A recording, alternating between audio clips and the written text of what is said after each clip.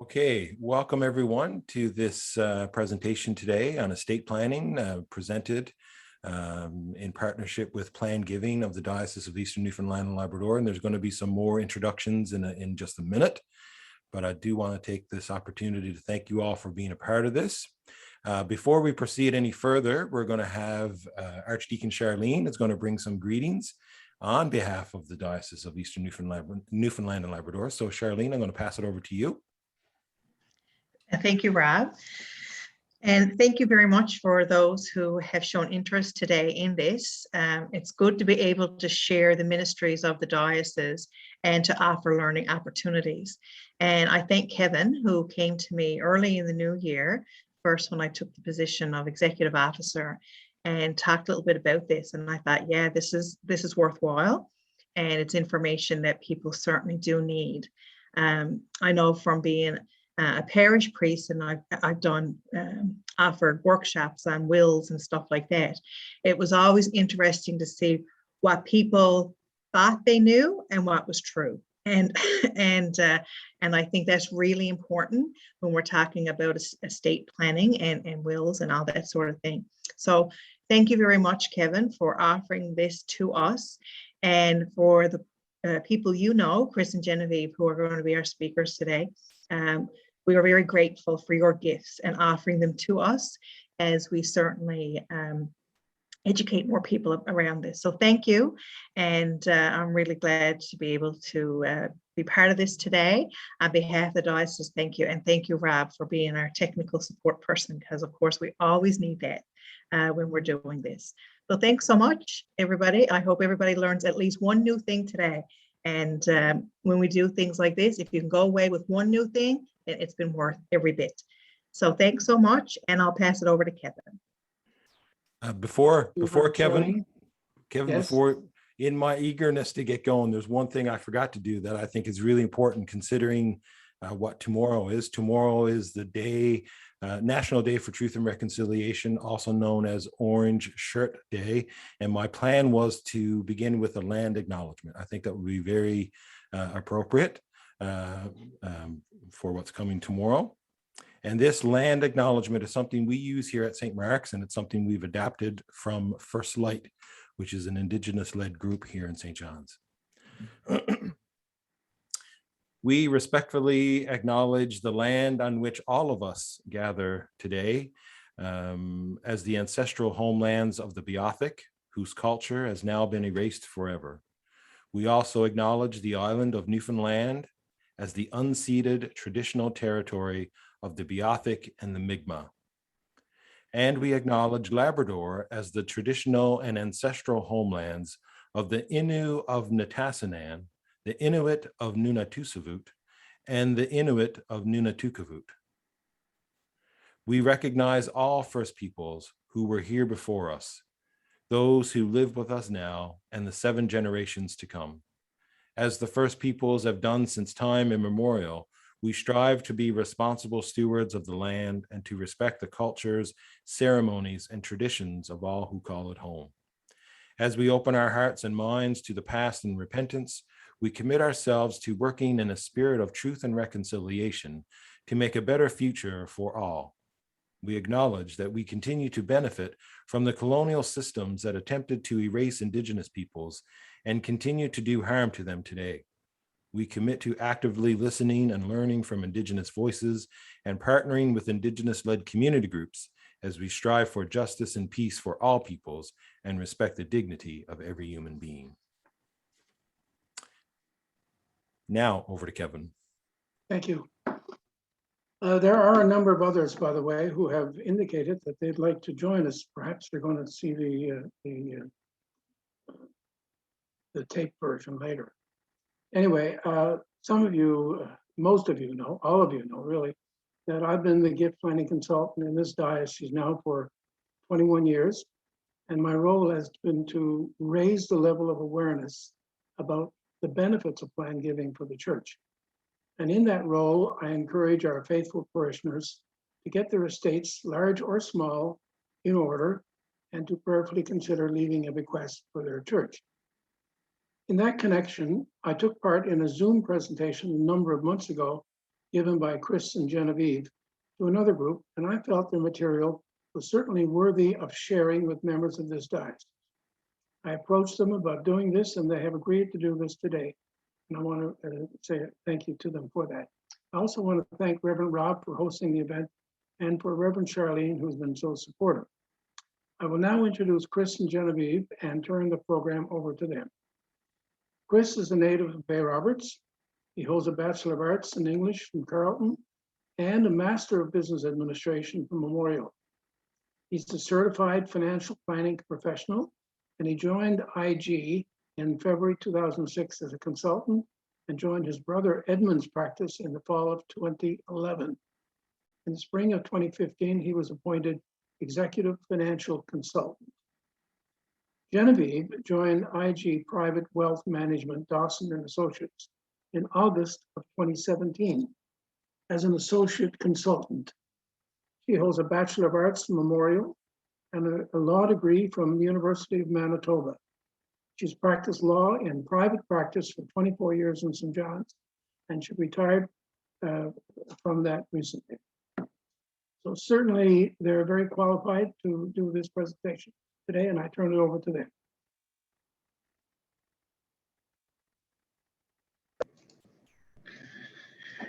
Hello, just a little check. People can raise their hands actually virtually or in the video if they're okay in terms of hearing our voice. If the sound is okay, looks good. Okay, thank you so much. We really appreciate the opportunity to be here. I'm going to do a share screen now. Hopefully this will work. So I'm going to click share here. Entire screen. That's what I'm going to do. Are you still hearing me, Rob? It says share entire screen or window, or I would assume it's entire screen.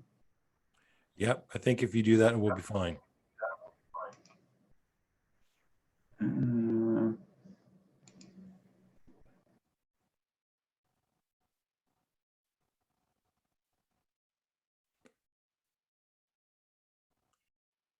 If you just go to slideshow up on your top, yeah, there you go.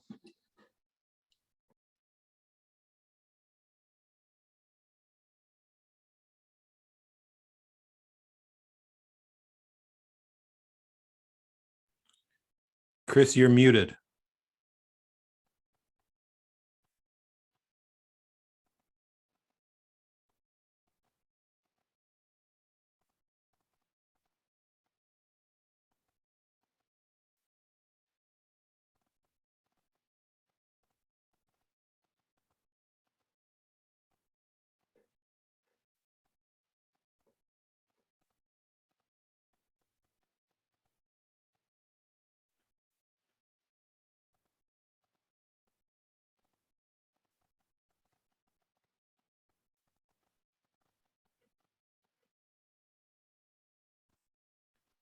For some reason, we can't hear you.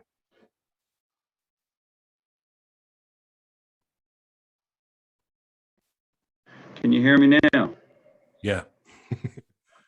I think when I don't know if when you share screen, like down towards the bottom, I'm not sure if it's left or the right hand side, it says share computer audio, and maybe you need to click on that in order for us to hear you when you're. It doesn't make any sense, but. Okay, just hold on now. I'm all over the place here. Okay, so I got share screen, and then it says share audio, which should I click that or not? Yeah, click it just in case. But if your PowerPoint is open, one of the options for you to share should be your PowerPoint presentation. If you just click on that and then share, the PowerPoint should come up automatically.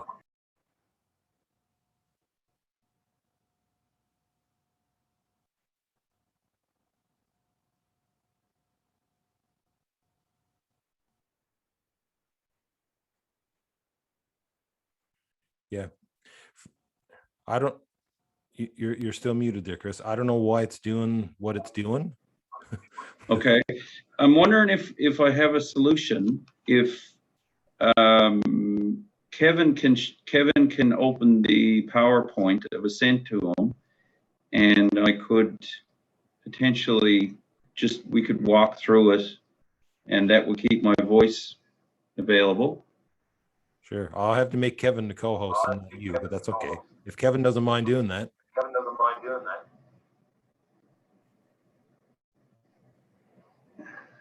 Are you okay with that, Kevin? He's muted there now. Yeah, you're muted. We can't hear you.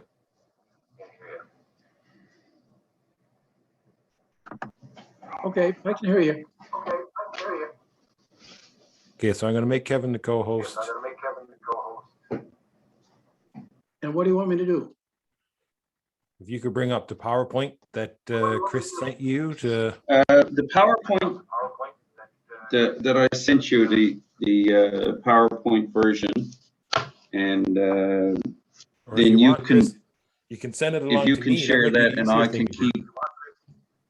What was that, Rob? Okay, let me try that.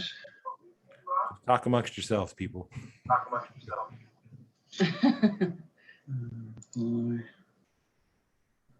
Attach.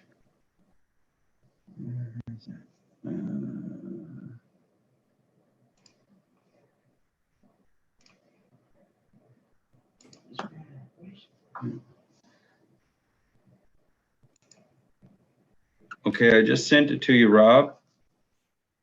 Good.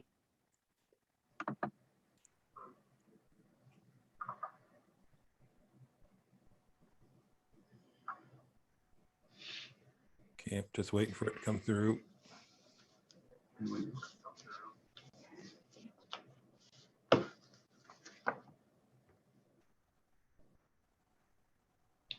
What I can do while we're waiting is I can begin to just talk a little bit about some of the issues, and then we can hopefully catch up on the slides. The important thing is the idea of estate planning is extremely important. It's extremely complex, and the idea behind estate planning is to create certainty. There's so much unknown in life and in death, and therefore when we attempt to prepare our estate, we need to try and create that certainty. That is what estate planning does. It is, and no two families are quite alike, so it's essential that we begin planning. And that doesn't necessarily mean just a will kit. That means actual thoughtful construction of what our intentions are upon our demise and how we organize ourselves. So that is what the intention of estate planning is. So the next slide, Rob, if you please.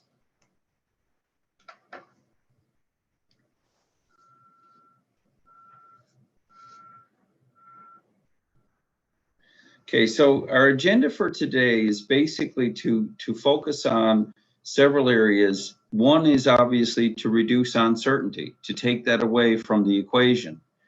We also want to focus on how estate planning can minimize the impacts of tax on your financial legacy. One of the things that people don't realize is that it is in all likelihood that you will pay more taxes in the year of your death than any year that you were actually alive. And so the term taxes and death is not quite right. It's taxes, death, and way, way more taxes. And so how do you prepare for that? And what are the strategies that can be used for clarifying and recognizing taxes, and how do we address that? And so what we do is we operate as estate planning partners for our clients, and we help to ensure that you have a comprehensive and will often focus on the legal elements of a will, we focus on the financial elements and the financial implications of the will, and that's where the financial planning support comes in. So it's very important that you engage a financial planner for those purposes, because it can be quite complex. So you can move to the next slide. So when we look at estate planning, it is the intent is to make a plan in advance of your death, obviously, and identify who you want to receive your assets after you die. Estate planning can include 3 core elements. One is to preserve the value of your estate to the extent possible. The other one is to enhance the value of your estate. So you can actually, by certain strategies, make your estate larger than the current level of assets or your net value at the time while you're still alive. And the third one is to ensure delivery of assets to intended beneficiaries. So who is it you want to benefit from your estate, and who, how do you want that the value to be distributed? So that becomes the key thing. So, and there are other side objectives which are probably more important, and for you as individuals within in the clergy and also in service through your church, you know that one of the challenges in life and also upon death is the ability to maintain harmony within a family. That becomes extremely important. So that's an element that we like to touch on as well, because the issue of harmony sometimes gets left by the wayside, and it can be very destructive force, as I'm sure you all know, upon death. So if you could go to the next slide, Rob. So estate planning is the comfort that planning can give. It is basically an opportunity to consider and define your wishes in concrete terms. So what is it actually that you want to happen to your estate? Obviously, as I mentioned earlier, we want to minimize the impact of taxes, and we're going to get into that in some depth. The other one is to provide for dependents after you are gone. Depending on the age of your death, this could be a significant issue. If it's later in life, it may not be as significant unless you have adult dependent children or a family member who is dependent upon you financially. That could be a significant issue. You obviously want to minimize delays in finalizing your estate. You want the smooth process to work well. And one of that is, I don't know how many of you have completed or worked or had responsibility for the execution of a will, but it is torture. I mean, there's no other way to describe it. It is literally a torturous process. Executors take on huge challenges. Even if everybody is getting along, if everybody is cooperating, it is conceivable that it will still be an extremely difficult and arduous task to execute the will. Obviously, the other part is to ensure your beneficiaries are treated in accordance with your wishes. So we'll talk a little bit about that. And as Kevin was alluding to, charitable objectives are becoming much, much more significant for Canadians. Many people want to leave a legacy. They want to support those charities who have, for a variety of reasons, meant a lot to them. And so that becomes an essential element of the process. You can go to the next one there, Kev.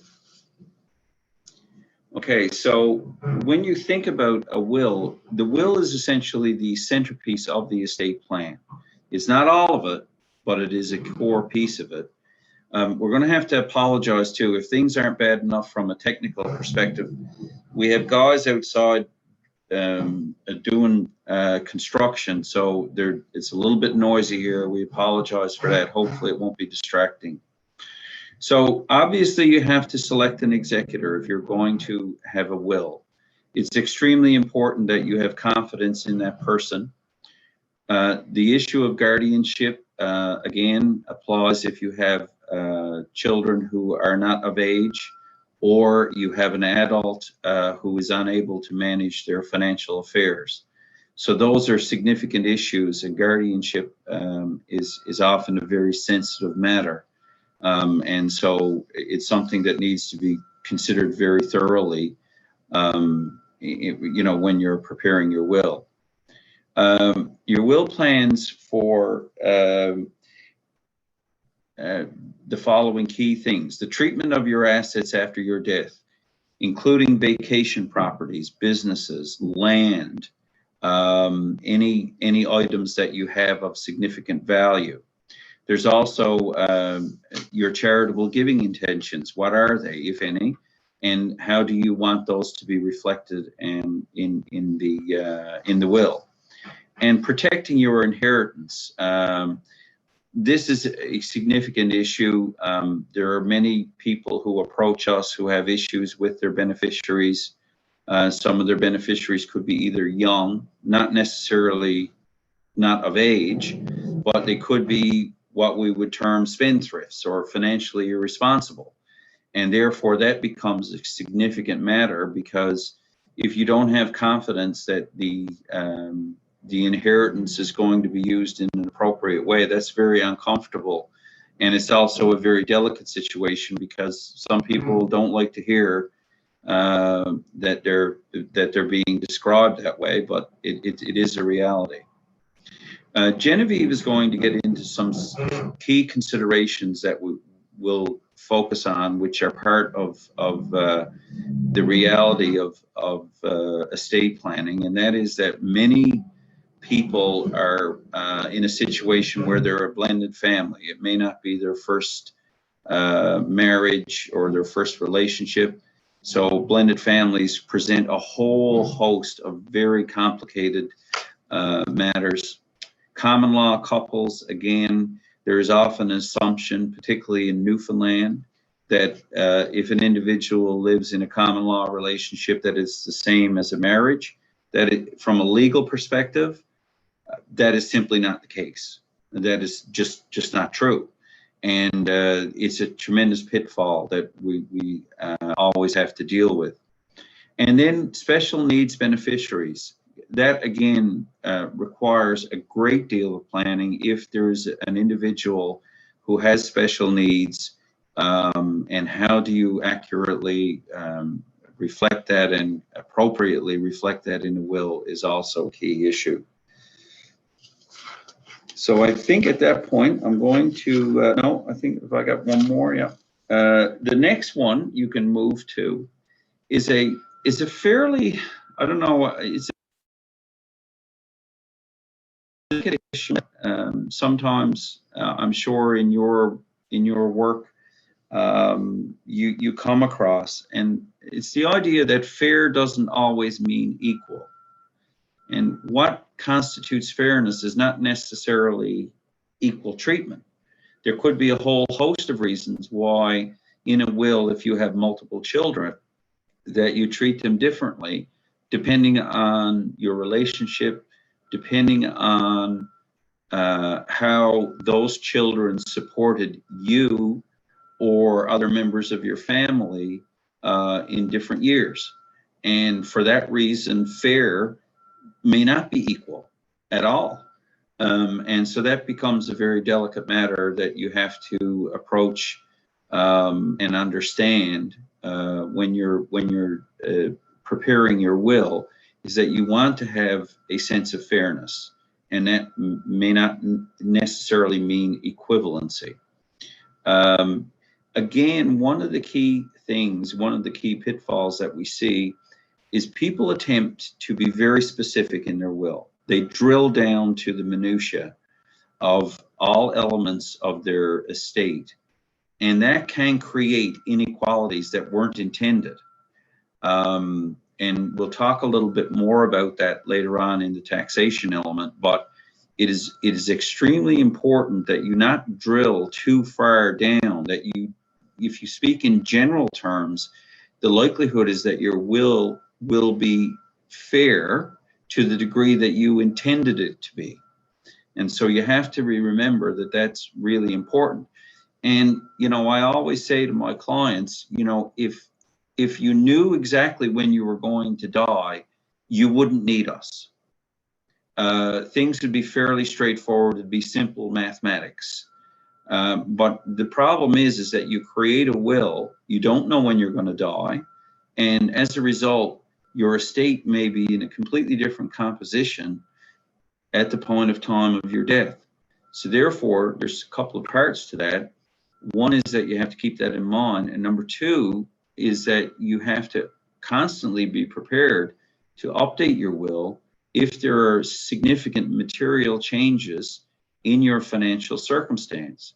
That could be, you know, the exhaustion of certain investments, the sale of a vacation property, a decision to make a donation to a charity in your lifetime versus in death. Those are types of things that could ultimately change the composition and impact of your will. So it's something that needs to be monitored and corrected or changed from time to time, and that's just a reality. We usually recommend that you simply divide your estate in equal parts. That's the simplest way. Then if you have adult children, they can choose which assets they want to notionally buy from the estate. So in other words, there's a means that can basically correct the distribution through the children making mutually agreed upon decisions amongst themselves as to who might take the house, who may take other assets. So that's some of the things we're going to focus on. I'm going to hand it over to Genevieve now, and she's going to focus on blended families. Okay, so this is I would say our new the new norm, and everybody hates that because it's normally related to pandemics. But our new norm now is a blended family. So meaning that the couples tend to then a lot of couples out there tend to divorce, and they're on their second marriage, or lots of times they don't marry at all, but they are in a common law relationship.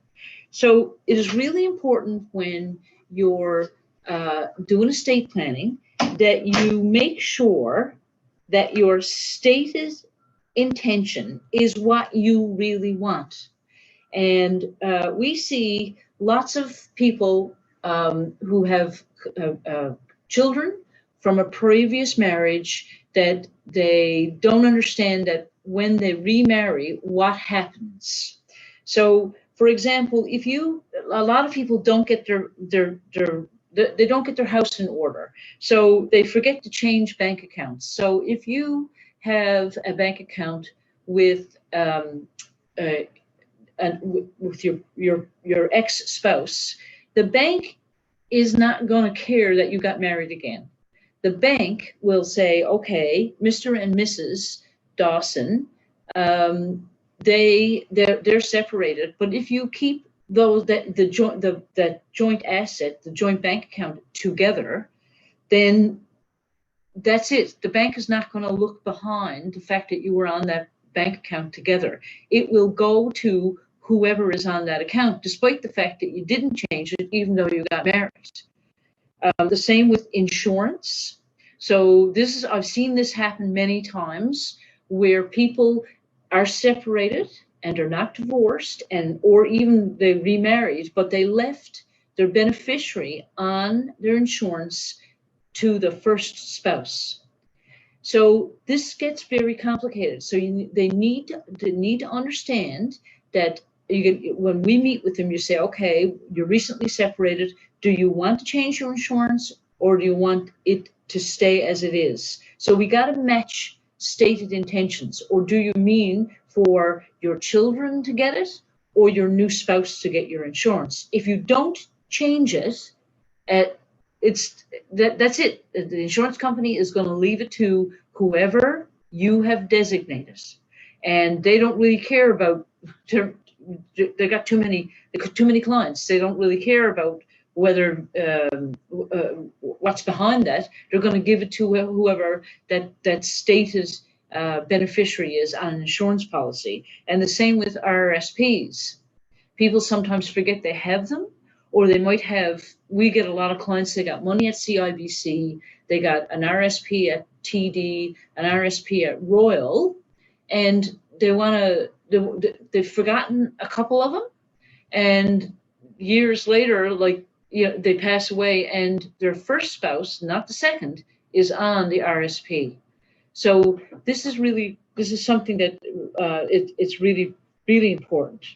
The other thing that's interesting in Newfoundland is that with respect to common law spouses, the rights are very, very different. So I'll give you just one example.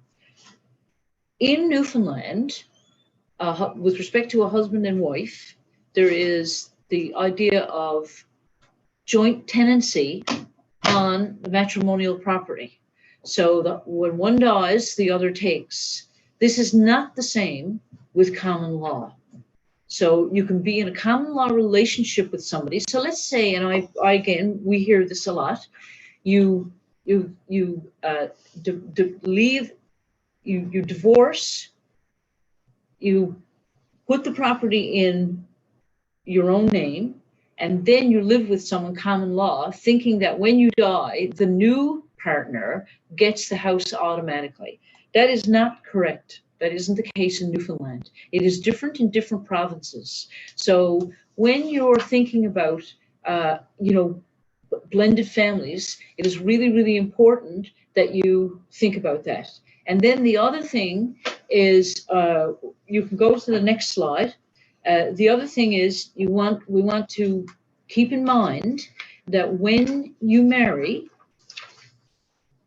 the person you're married to, the new person, may not consider your previous marriage and the children of the previous marriage as, anything they have to worry about. So it's really important that you sit with somebody and figure all of this out. The new partner or you may leave everything to the new partner, and then let's say it's RSPs and the house and tax-free savings, or it could be the cabin that the first children really, really wanted, but now you've passed it on to the new spouse. They may not, if they take it under a will, they may not decide to pass it on to the children of the first marriage.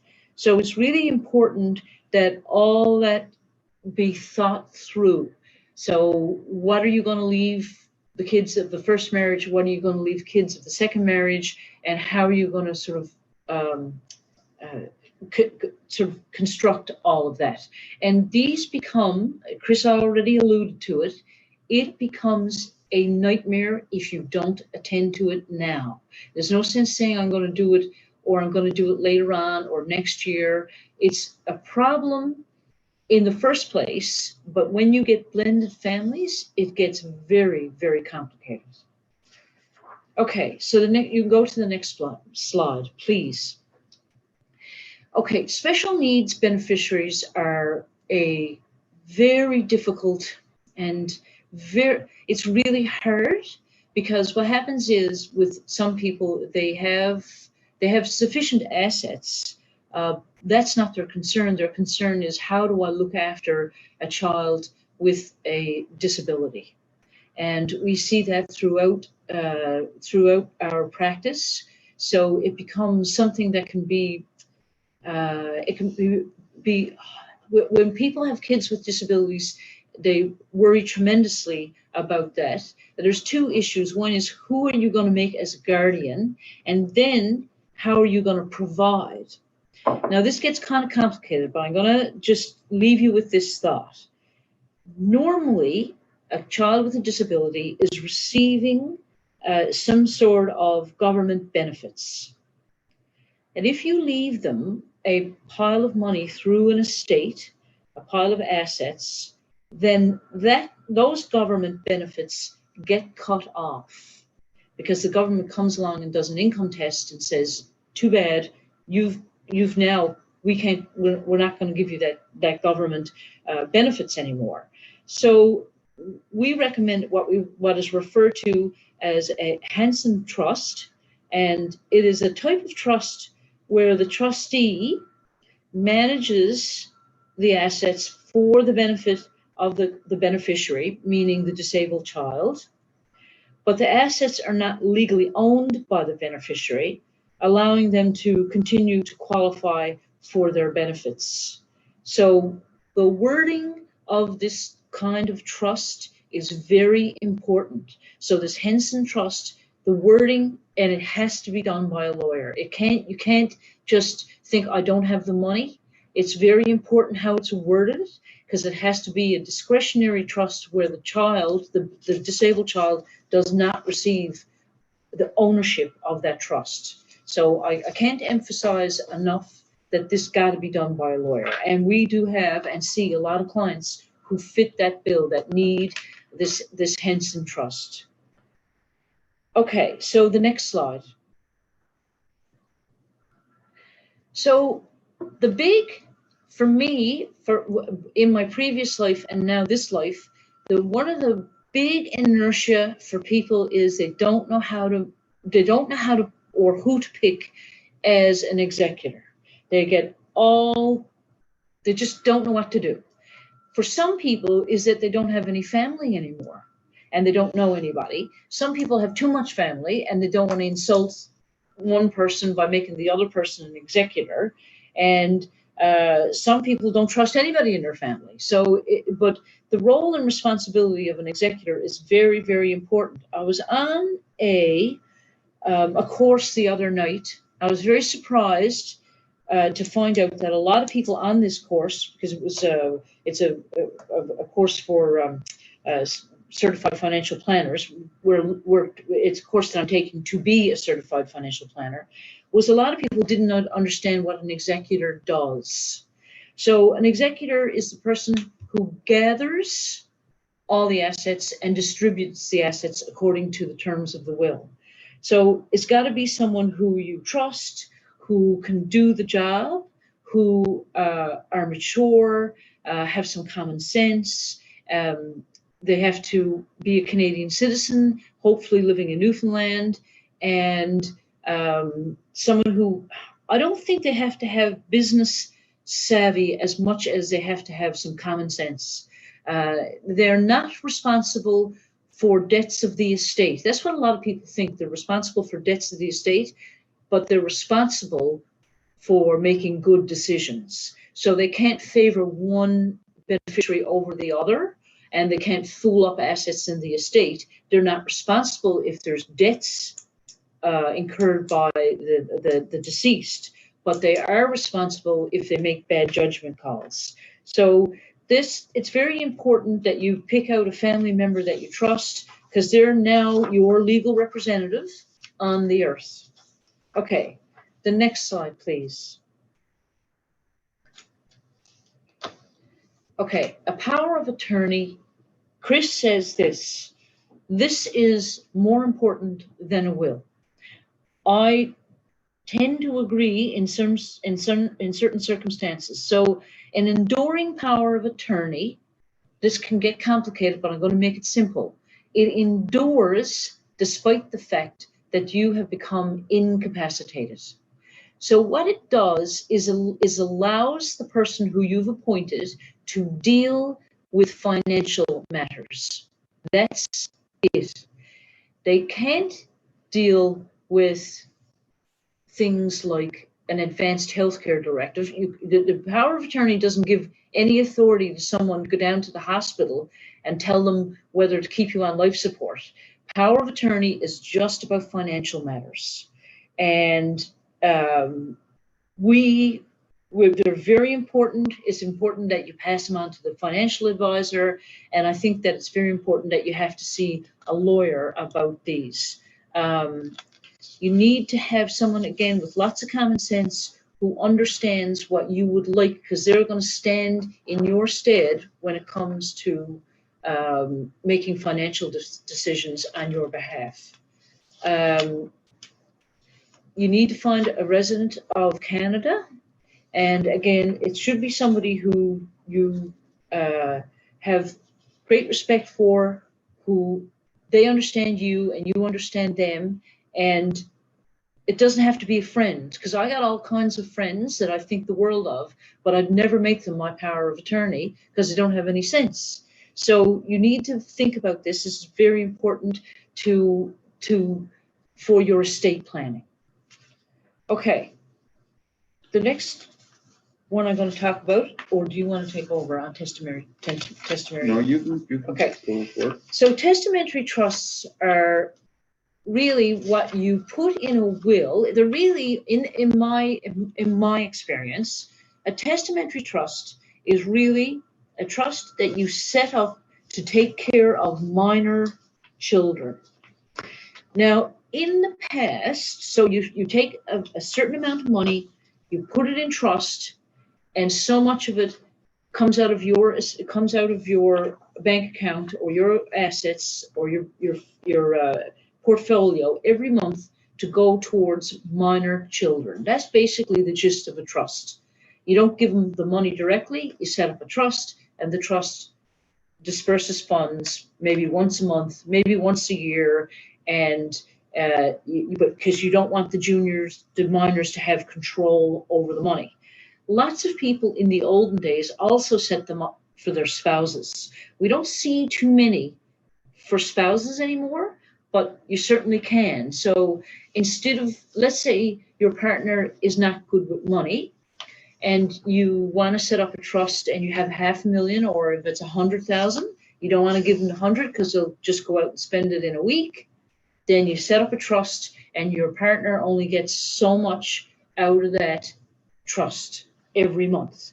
Now, you can't do it in the case of joint accounts because they're going to take it anyway. It has to be something that's in your own name, and you put it through the will, you set up a trust, and there's a disbursement every month or every year. Okay. No, I can do this one. Yep. You can have a sip of water there. Chris- Jen's going to take a little sip of water. So Chris will start now with some estate plan. The next item there, Rob, please. Here we go. Okay. So a couple of things again to consider, and this is builds on the theme that I was bringing up earlier, is that this is an ongoing process. It is fluid. It is not fixed in time. As logic would apply, that circumstances change, and as a result, relationships change, and that can have a huge impact on the will. So one of the things that's most common is someone gets married, or someone gets divorced, or separated, and or they have children, or any number of circumstances like that. And of course, there's the introduction of a second family through the blended family process. And of course, the loss of a spouse or partner is a huge impact on everything, because in most cases, in Newfoundland and Labrador in particular, and in most jurisdictions in Canada, the spousal rollover provisions allow for a lot of assets to move over to the spouse without any significant tax event. It is really on second death that things can generally get complicated. So it's really important that you always keep an eye to those. And one, we always recommend every 3 to 5 years that you take a look at your will. Fit. Have your thoughts or feelings changed in any way that you may want to consider making a change to your will? Then that would be the time. The other thing, and this is important, is don't forget to update beneficiary designations. We have seen, and case law generally bores this out, and which we receive a lot of information on case law with respect to estates.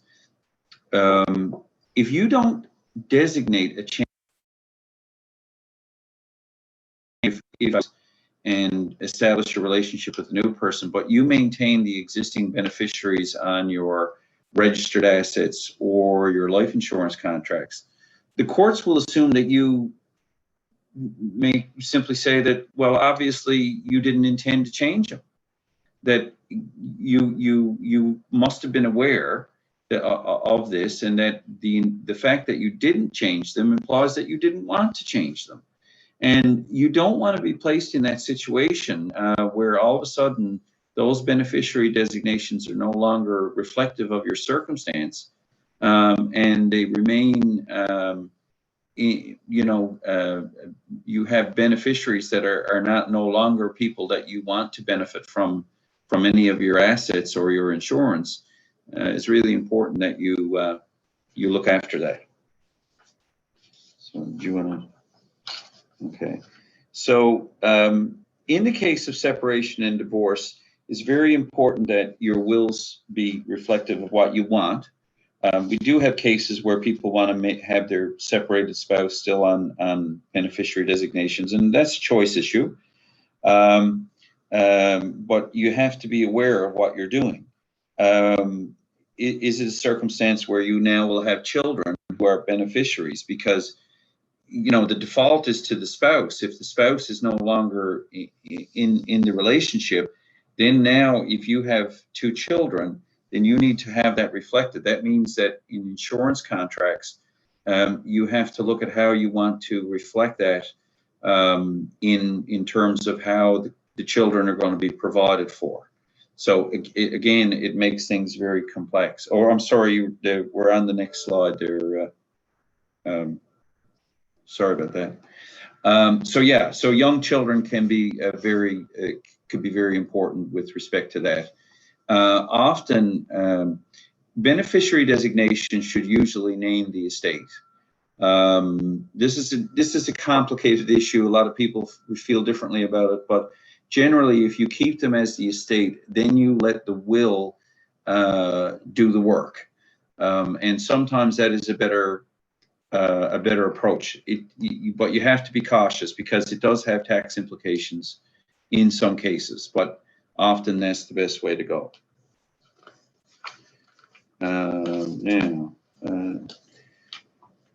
One of the things people often do, we can go to the next slide, Rob, is the idea of grandchildren. Really, you need to kind of sit back and think through how you want the grandchildren to be treated. It can be problematic to gift them a particular gift or a certain amount if they're younger. And the other thing is in the interest of fairness, you may have more grandchildren. There could be more grandchildren come along, and how do you reflect that in a will? And what I'm just trying to see is what do you do with respect to different numbers of grandchildren? Like if there's you had so many, one of your children had 4 kids, and you had another 2 of your children who had none. Again, the idea of fairness and equity, how does that get reflected, and is it going to create some sort of issue? Always, as dealing with minors is a significant issue, because if it's it could lead to a requirement for a trust, and that can be problematic. Also, you have to be careful when you're dealing with minors. They should not be designated on an RRSP or an insurance contract directly. That seems like an easy thing to do, but if you die, that can become extremely complex. So it's better to have it often is better to have that set up, that basically your insurance contracts and your RRSPs have the estate as a beneficiary. So we can hop to the next one.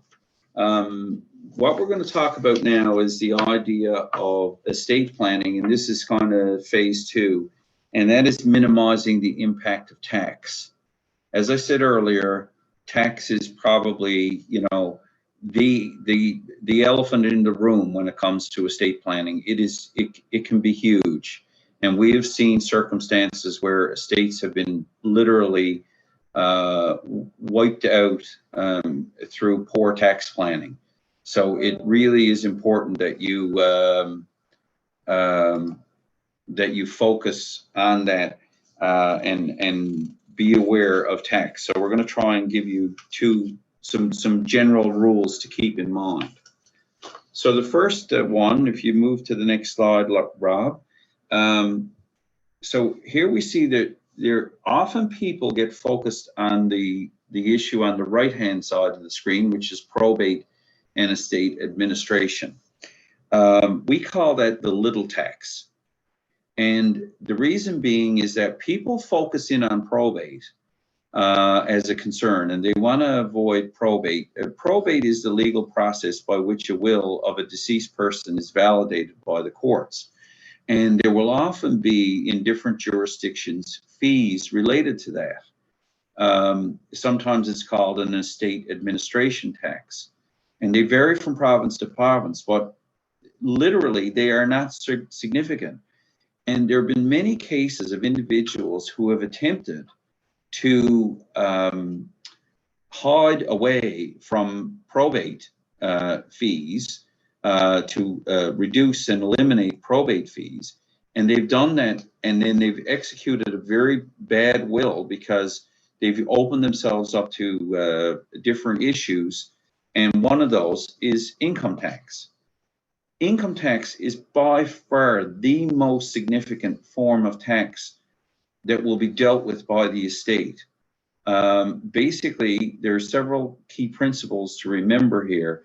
It's basically that CRA treats your estate as though the assets are sold, meaning taxes are due, unless the estate is inherited by the surviving spouse or common law partner, where certain exceptions are possible in those cases. So, you know, one of the things to remember, particularly upon second death, if you are a single person at the point of your death, all taxes become due. You can't send it to the kids and hope that just simply doesn't work. And so all the estate has to do, you know, has responsibility for those taxes, and they're due from the estate and not necessarily from the beneficiaries. So you can pop to the next slide, and that's just a little, okay. So the first thing is to remember here is that I'm going to put it this way. This is the way I describe it to clients because I think it helps simplify it. And then I'm going to go into a little bit of detail because this slide is a little bit busy. But there are two things you need to remember. CRA gives you 2 breaks in life. Okay, you get 2 breaks from CRA.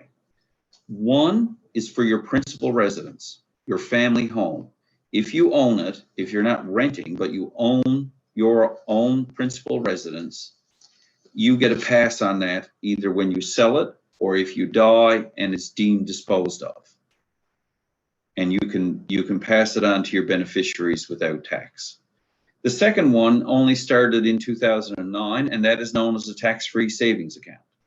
And that literally is permitted to move to beneficiaries or to your estate without tax event either. So that's it, only 2, principal residence and a tax-free savings account. Everything else is fair game. So in other words, in the year of your death, any pensions that you received, any interest income, any dividend income, any rental income, any royalties, any source of income that came to you in that period, they are due and are payable upon death. And they are the responsibility of the estate. Also, capital assets, they are deemed disposed of at fair market value upon death. Here's the example that's best. Let's say you have a cabin. The cabin is not your principal residence, okay? And your intention is to leave it to your adult children for their enjoyment upon your death. That cabin is a vacation property. It's not your principal residence. The moment that you die, that is deemed disposed of by CRA. CRA does not care that you are giving it to anybody. Okay, so as a result, it is subject to capital gains tax, which will be included on your 50% capital gain. So 50% will be exempt of the gain, and the rest, and the remaining 50% must be represented in your final tax return.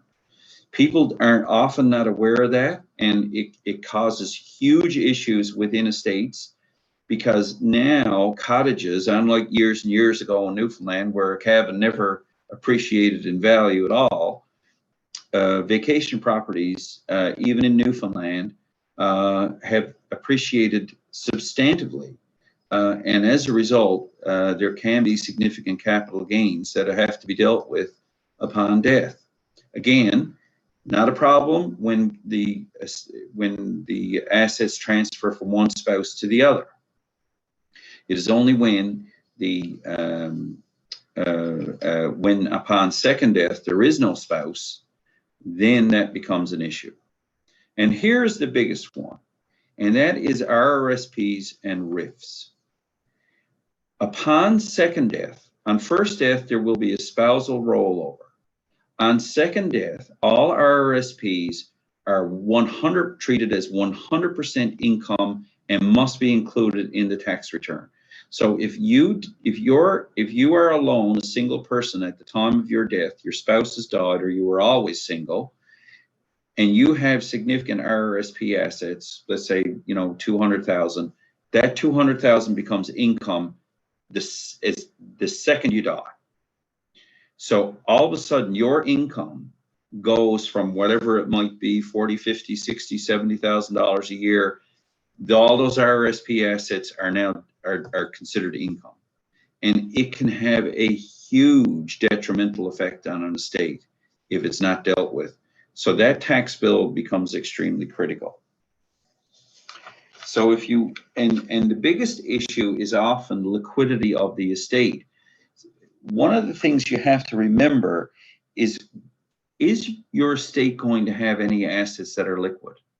Okay, so if you have a situation where you only have property, say a piece of land, a family home, and you have no investment assets, upon your death, all of a sudden the estate doesn't have any cash. And myself and Jenny have dealt with families where this has become a huge burden. So all of a sudden you have a house, may not be in the best shape, that you've left your adult children, and they can't sell it right away. Or if they sell it, they may have to sell it at fire sale prices, because they just need to get rid of it because they can't keep the heat on. They can't keep the light on. It becomes extremely difficult to insure a vacant house, and that's a huge issue. And so there are a whole series of events that occur. So it's extremely important that you plan for that, and you're aware that there has to be some liquidity in the estate. So we can go to the next slide, Rob. So this is a little breakdown of a tax implication. So we had a date of death of September 30th. The person's annual income, it could be income of $80,000. At the point of death on September 30th, they had 9 months of income, and it turned out to be $60,000. So that's included in your tax return, your terminal tax return. You are required to account for that, even though you're gone. CRA still expects the tax from that income that you received while you were still alive. Then you have an investment portfolio. In this particular case, you have $500,000. The cost base, or what we call the adjusted cost base, was $300,000. So the difference of the two is what we refer to as the capital gain of $200,000. There is a 50% exclusion rule. So that means now $100,000 is treated as income, And then we have RRSPs and RIFs, and these are the killer. So in this case, we have RRSPs and RIFs in the amount of $300,000. So the individual's taxable income prior to death, at the point of death, was $60,000. But as a result of tax rules, they now have total taxable income of $460,000. So, and a lot of estates aren't adequately prepared to deal with that, and it can cause huge issues. And so therefore you have to be conscious of how all this is going to play out. And that is why financial advice in preparing a will becomes so important. So we can move on to the next one. So there are ways that you can defer or minimize tax. So obviously the spousal rollover helps. The principal residence exemption is very important. And the other one is, as Kevin alluded to earlier, the whole idea of charitable giving can, not only from a sort of philanthropic perspective, be a good thing to do, it also can be quite helpful from a tax perspective, because it could provide you with charitable receipts that will eliminate or reduce tax. So sometimes you have to think of it this way. Who would you rather be the beneficiary of your estate? Would you prefer the charity of your choice or the Canada Revenue Agency? And sometimes if you think about it in those terms, people have a lot more interest in charity at that point in time. So that becomes a important factor. There is another technical element that you could look at, which is unused capital losses, but we won't get into that too much. But if you had a capital loss that you brought forward, you could use that against capital gains at a future time. Okay, so that's that one. We can move ahead, Rob. And so charitable donations have a very significant impact, particularly when they get more substantive in size. As you can see, there's a rated element to them, and there are some provincial credits that become available. But essentially, the more you give, the better the impact it can be on your tax situation. So it's always important to think about those when you're preparing your estate. Is do you have some do you have ideas of wanting to donate to charity? That's one thing. And then there's also the idea that this can be really helpful for your estate and can make you do two things. It can help from a tax perspective, and it can help you achieve your philanthropic goals. So that can be a very positive impact. There is some flexibility on when these particular tax provisions, when these gifts can be claimed. So at this point, I'm not going to get into that. It's very complicated, but you do need an accountant. So if you're an executor of a will, and you have an individual who you're executing the will on behalf of, and they've made significant charitable donations, you really need to get an accountant involved, largely because it can. There are a lot of planning possibilities there where the estate taxes can be reduced. So again, it's one of those situations where you really need to engage an accountant. So as an executor, you should keep a good accountant on speed dial, because these are the types of situations where they can save you a lot of money.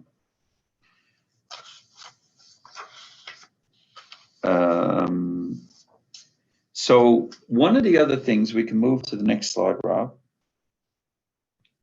is that it's extremely important to consider that you can actually name a charity as a beneficiary of your estate. So in other words, you can have all this done in advance. You can leave the charity a bequest through your will, a sum of money, and the estate will receive a charitable donation tax receipt. You can also name a charity as a beneficiary of an insurance policy. And And that can be positive because then the policy premiums become there's a tax receipt that you receive for that. You don't receive a receipt for the death benefit, but the premiums that you pay in life for that particular insurance policy can be claimed as a charitable donation. But the death benefit flows through to the charity, and there's no benefit back to the estate in that regard. So you have to be cautious of what you're doing there. But the thing is that once you go down that particular path, if you decide to designate a charity, and then you use you take the premiums and you use those for the purposes of a charitable donation and claiming it on your tax return, there's no turning back. You can't, in 3 years' time say, "Oh, I changed my mind. I'm going to give that to my nephew Joey." That ship has sailed. So it's very important that you make a decision on that, and that you really think that through, because it's not something that you can wind back and change your mind on. Once you make a decision on a charity and you claim that, then you really have kind of committed to that. So it's a very effective strategy. It can be very positive. So that's an important piece to keep in mind.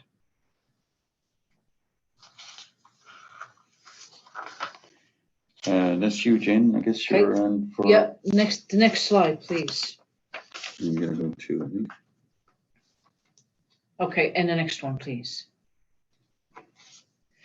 Okay. This is always a controversial discussion, because people want to pay less probate fees. And when we travel with IG throughout Canada, this is a really a hot topic in Ontario. Not so hot here, because in Newfoundland, probate, so we don't look upon it as such a hindrance. But just let me explain what probate is. You're passed now, and you have a will. The will has got to go before a court for two reasons. The will, the judge will look at the will to make sure that it's true to form, what we call true to form, A, and B, your executor has to be appointed. And so that's the two things that happen. The judge says, okay, it's good to form. In other words, it was done properly. And now here's the appointment. So then what happens is you have to pay probate fees. So the fees are paid on the size of the estate. In other words, what was the fair market value of the assets as of the time of death? Excluded from that would be matrimonial property, where you passed away and your spouse becomes the owner now of that joint property. That's outside the estate. Direct beneficiaries under insurance is outside the estate. That doesn't go through because the estate it's not part of the estate. And things like tax-free savings accounts, if you have a direct beneficiary, that's outside the estate. So there's probate fees not paid on that. But you need to understand that goes directly to the beneficiaries and outside the estate. So you need to sit with someone and figure out whether that is exactly what you want or not want. Okay, so that goes right into the next slide, which is basically you need to sit with somebody and figure out whether you want to have joint ownership of an asset, whether it's your spouse or child, and what that means, joint ownership. It means that when you die, it passes on to the other person. The only thing I'm going to mention here is that often people put kids on joint bank accounts or with us on joint investment accounts, but they don't mean for the child to benefit from that when they die. That's really too bad, because if you put a child on a joint bank account, the Bank of Montreal is not going to look behind that. if the child comes in and says, that's my account and my mom meant for me to take that money, then the bank can't do very much about it. So you need to think about it before you do joint ownership. Okay. You can go to the next slide. But again, it's just further to what I said before. If you want to have a direct beneficiary, you need to mean that and not think, I'm going to leave my life insurance to one of my children and they're going to share it with all the other kids. That's not how life works. So I need to emphasize that it becomes controversial when you do it and you do not mean to benefit that child exclusively. You might do it for convenience sake, but it may not be in the best interest of the estate or the family that you leave behind. Okay, the next slide, and then Chris is going to end off with insurance. Okay, we're going to wrap up, and I hope, I know we may be losing some people because we're a little bit over time, so we'll try and focus in a little bit. So one of the things is to remember is that insurance, if you have some, you may have had it originally for a different purpose, but you still have it.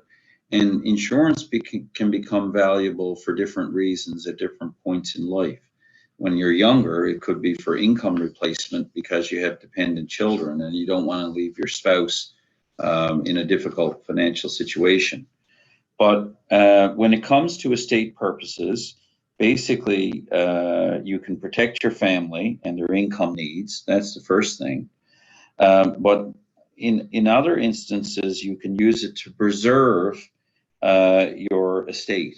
And what that means is all that business about the taxes that I was telling you about, one way around that is to have an insurance contract that essentially pays those insurance bills, pays those tax bills, sorry, that covers the tax and basically compensates for the money that must go to CRA. So what it does is it improves the financial health of your estate and allows for more assets to be distributed to your beneficiaries.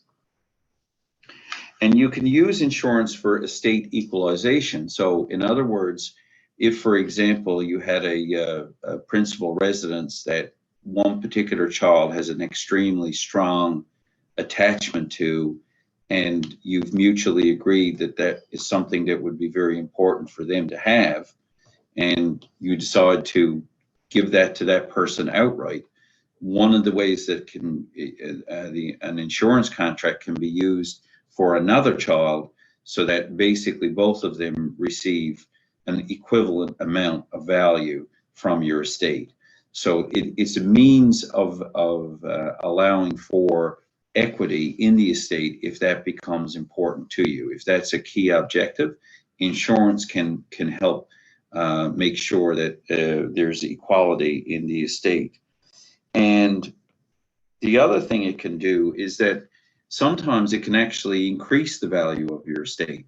Even if you didn't owe any tax, it can make your estate bigger because a substantive insurance contract means your estate is worth much more in value than originally.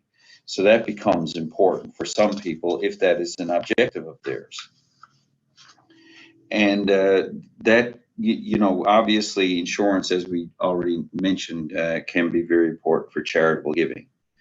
So we can slip to the next slide, and I believe we're rounding third base here, to use a baseball analogy, because it's that time of year. So here's your roadmap. Here are the things that you have to consider.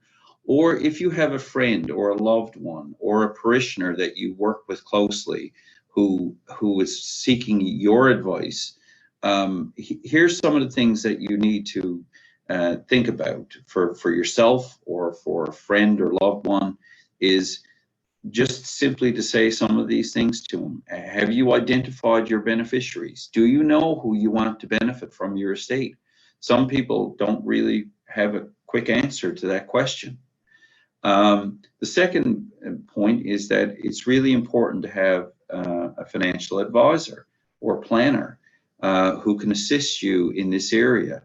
And so that that's really an important step, because as you can tell from this presentation, this is literally a very tangly and complex process where there are competing outcomes that can occur, and they're not necessarily all pleasant. The other one is to ensure the gap. In other words, make sure your estate can meet your intended financial legacy goals. And when I see that, I'd like to add something that's very near and dear to my heart, is your estate has to be liquid. There has to be some money in the estate. We've seen very rich estates that have huge amounts of physical assets and property in them, and they're worth a fortune, but there's no liquidity, there's no cash, and that can become a huge issue. And obviously the final one is update your legal documents. Make sure that your legal documents are exactly what you want, and that they the beneficiaries are appropriate, and that you have things set in an order that is bringing you comfort, and that's the biggest thing of all. And with that, we'll end. I know it's a lot of info, but we're certainly happy to answer any questions if there's a little bit of time for people.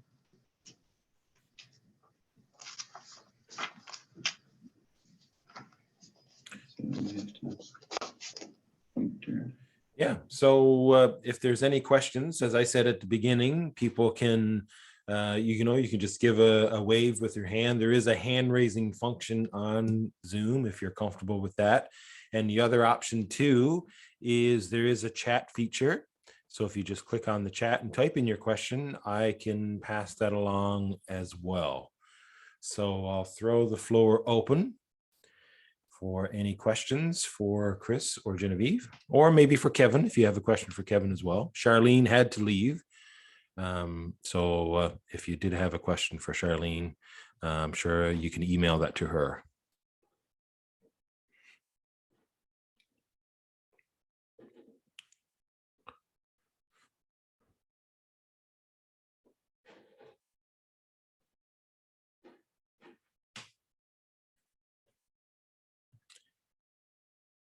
Not hearing any questions. I think Kevin is typing something. I can see him there.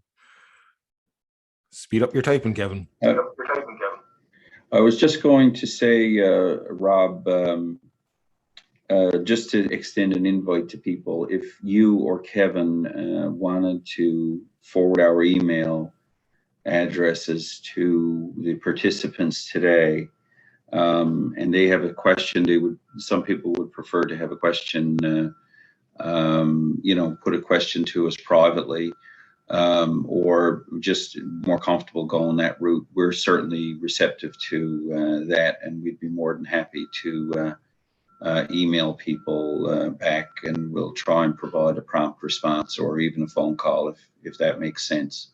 Yep. No, that's a very good point. Because I will be sending around a link to the recording of today to people. So you can also include your email in there as well. So if you want to contact you and Kevin as well, if they have any questions.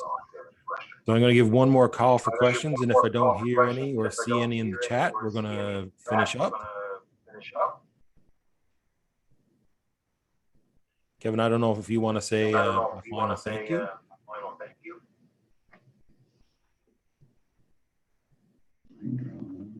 Sure, I'd like to say thank you to Chris and Jenny. They've given us a lot of information, and they have not disappointed. But in the meantime, a lot of things to think about, and we really do appreciate the time that you put in today in the preparation for this. And thanks again, Rob and Evelyn. There is a recording of this program that you can watch later. Okay, and thank you, Kevin, for making this happen. No problem. Okay, thanks so much. Thank you. We really appreciate the opportunity to share some thoughts with you, and certainly the door is always open. If you have a few questions, we certainly will be more than happy to try and help you any way we can. Okay, take care, everyone. Go out and enjoy the lovely weather. All right. All right. All the best. God bless everyone. Bye.